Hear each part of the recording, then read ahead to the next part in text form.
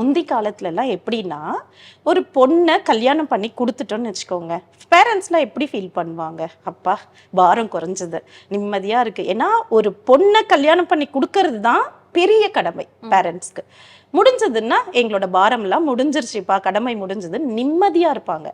இப்ப பெண் பிள்ளைகள கல்யாணம் பண்ணி குடுக்குற ஒவ்வொரு பேரண்ட்ஸும் வயித்துல நெருப்ப கட்டிக்கிட்டு உட்கார்ந்துருக்காங்க. ஏன் சொல்லுங்க? அதுக்கப்புறம் தான் பிரச்சனையே ஸ்டார்ட் ஆகுது. கல்யாணத்துக்கு அப்புறம் தான் பிரச்சனையே ஸ்டார்ட் ஆகுது. அதுக்கு இவங்க ரெடியா இருக்கணும்.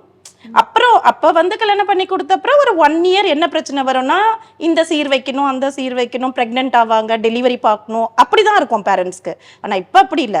போன இடத்துல பொண்ணு எப்படி இருக்கு, மருமகன் எப்படி இருக்காரு, எப்படி நடத்துறாங்க, 2 பேருக்குள்ள அண்டர்ஸ்டாண்டிங் இருக்கா, அவருக்கு ஆல்ரெடி ஏதாவது அஃபையர் இருந்து பொண்ணு கஷ்டம் கொடுப்பாரா, இல்ல பொண்ணு நம்ம கிட்ட ஏதாவது சொல்லாம கல்யாணம் பண்ணிக்கிட்டு அங்க போயிட்டு, இப்ப பாத்தீங்கல்ல இந்த சோனமோட கல்யாணம் பண்ணி கூட்டு போய் ஹனிமூன்ல போய் கொலை பண்ணி போடுறது, ஒரு அம்மா போயிட்டு ஒரு பையனோட வீட்டு வாசல்ல என் பையனை பொண்ணை கொடுத்துருங்க அப்படின்னு அழுறது, கொலை பண்ணி போட்டாங்க.